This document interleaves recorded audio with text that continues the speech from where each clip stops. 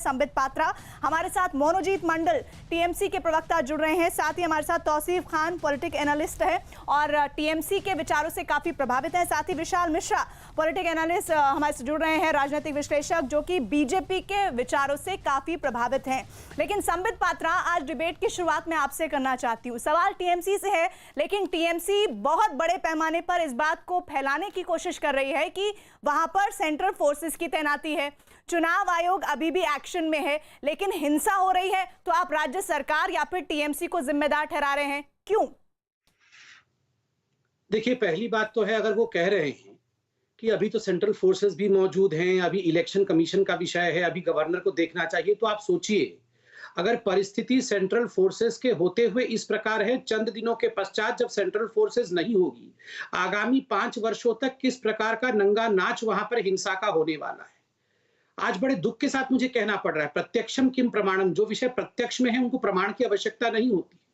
आप खुद TV channel पे दिखा रहे हैं, माताएं छाती पीट पीट के रो रही, वो बिलख बिलख कर रो कर कह रही है हमारे घर को लूट लिया गया। कोई माँ बिलख कर कह रही है मेरे बेटे को मार दिया गया। शोभा रानी, एक माँ, अपने बेटे को बचाते बचाते वो खुद मर गई, उनकी डेड बॉडी को हम सबने देखा है। और उनका कसूर क्या था कि उनका बेटा भारतीय जनता पार्टी का एक बूथ का एजेंट था। अभिजीत सरकार, वो तो फेसबुक लाइव कर रहा था, वो कह रहा था मैं भारतीय जनता पार्टी का बूथ का एक एजेंट हूं, मैं एक भारतीय जनता पार्टी का कार्यकर्ता हूं, मैं कुत्तों से प्यार करता हूं, मेरे घर में कुछ कुत्ते भी थे, उन कुत्तों को भी टीएमसी के गुंडों ने मार मार के मार दिया और अब मेरे घर को जला रहे हैं। उसके आधे घंटे के बाद घसीट घसीट कर अभिजीत सरकार को सड़क पे मार दिया गया। अभिजीत सरकार ने तो टीएमसी के वहां के लोकल विधायक जिनकी जीत हुई थी उनका नाम तक ले लिया है। ये एक तरह से डाइंग डिक्लेरेशन भी है। खुद टीएमसी के लोग कह रहे हैं 11 लोगों की हत्या हो चुकी है। 11 लोगों की हत्या हो चुकी है, तो कौन जिम्मेदार है? ये जो अपील ममता बनर्जी ने कल किया कि हमारे ऊपर बहुत अत्याचार हुआ, सीआरपीएफ ने भी हम पे अत्याचार किया, फिर भी आप लोग शांति रखिए, ये अपील था या ये जहर घोलने की कोशिश थी? और जो वीडियो आज हम लोगों ने ट्वीट किया है, ममता बनर्जी ने अपने आप को ही एक्सपोज किया है। खुद उन्होंने चुनाव के आखिरी समय पर कहा था कि आमी देखे ना हो, ये जो समय आने वाला है, ये बाद का समय तो हमारा समय होगा, उस समय हम देख लेंगे और उसके बाद सीआरपीएफ के जाने के बाद हम क्या हश्र करेंगे वो तो हमारा होगा। और लोगों को वो अपील कर रही थी, हिंसा का अपील कर रही थी। फिराद हकीम, बॉबी हकीम इनका एमएलए है, जीता है इस बार, मंत्री था, क्या कहा था? मुझे बोलते हुए बहुत तकलीफ हो रही है, मगर मैं वो शब्द कहना चाहूंगा जो उसने कहा था। उन्होंने कहा था ये बीजेपी वाले, ये सीआरपीएफ वाले तो शुअर के बच्चे हैं, इनको चुनाव के बाद हम देख लेंगे। लेकिन आज ये सब देख रहे हैं। संबित, टीएमसी कह रही है कि भाई हमारे भी कार्यकर्ता मारे गए हैं, वो कह रहे हैं कि हमारे भी इस हिंसा में 4 कार्यकर्ता मारे गए हैं, ये सब कुछ जो कुछ हो रहा है वो सेंट्रल से प्रायोजित है और बीजेपी करवा रही है। नहीं, हमारे भी कार्यकर्ता मारे गए हैं, फैला रहे हैं, ये भी एक पॉइंट ऐड करना चाहूंगा। मतलब क्या फेक न्यूज है? इनके 4 कार्यकर्ता मारे गए, ये फेक न्यूज है। समूचे 11 कार्यकर्ता मारे गए हैं, ये फेक न्यूज है। महिलाओं को बालों से पकड़ पकड़ कर घर के बाहर खींचा जा रहा है, जो बिल्कुल प्रतिपादित हो रहा है सारे वीडियो में से, ये फेक न्यूज है। ये मीडिया चैनल जो वीडियो घरों के जलाने की हमारे आरामबाग के दफ्तर के, नंदीग्राम के दफ्तर की चला रही है, ये फेक न्यूज है। पायल मेहता तो आपकी खुद की जर्नलिस्ट है, आपके चैनल की सीएनएन की अंग्रेजी की जर्नलिस्ट है, उनके ऊपर अटैक होता है जब वो नंदीग्राम में काउंटिंग के लिए जाती है शुभेंदु का, क्या वो फेक न्यूज था? उन्होंने खुद वो ट्वीट किया था। क्या ये माताओं का रोना बिलखना ये फेक न्यूज है? ये फेक न्यूज नहीं है। जिस प्रकार से इन लोगों ने दमन करने की कोशिश, ये बनते हैं हम लोकतंत्र सेविंग ब्रिगेड है, हम हिंदुस्तान के संविधान को बचाने वाले लोग हैं, ये है फेक लोग। ये जिस प्रकार से दंगे मचा रहे हैं बंगाल के अंदर, मैं एक सवाल पूछता हूं प्रीति जी, आप सोचिए अगर यही परिस्थिति किसी भाजपा शासित राज्य में होती और एक कार्यकर्ता कहीं मारा गया होता, अभी तक संयुक्त राष्ट्र तक पहुंच गई होती पूरी दुनिया। एक ब्रिगेड होता जो इस प्रकार से जवाब ले लेते हैं। मोनोजीत मंडल, देखिए, भले ही आप लोग एक दूसरे पर आरोप प्रत्यारोप करें, लेकिन सच ये है कि हिंसा हुई है, चाहे वो किसी भी पार्टी के नेता या महिला कार्यकर्ता हो, उनकी जानें गई हैं। इसकी जिम्मेदारी तो कोई लेगा, किसकी जिम्मेदारी है ये? देखिए, हम हिंसा के बिल्कुल खिलाफ है।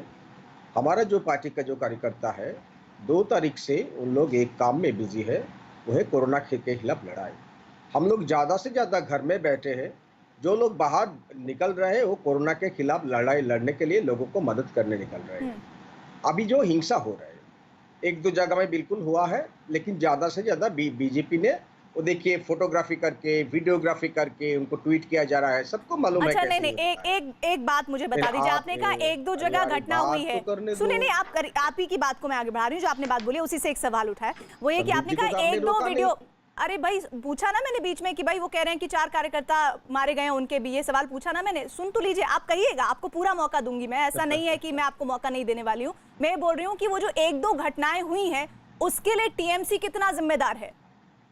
तो मैं तो वही बताने की कोशिश कर रहा हूँ। अभी देखो क्या हो रहा है। बंगाल में जो लोग इलेक्शन के जिम्मेवार थे बीजेपी के तरफ से, बाहर से जो आए हैं, लेड बाय कैलाश विजयवर्गीय, अभी वो दूसरे एक चैनल में मेरे साथ था, भड़का वाले भाषण दे के चला गया, बोला कि हर जगह में बांग्लादेश बन चुकी है। और दिलीप घोष ने भी कहा, और जो बॉर्डर डिस्ट्रिक्ट में पाकिस्तान बन चुकी है इस जगह में।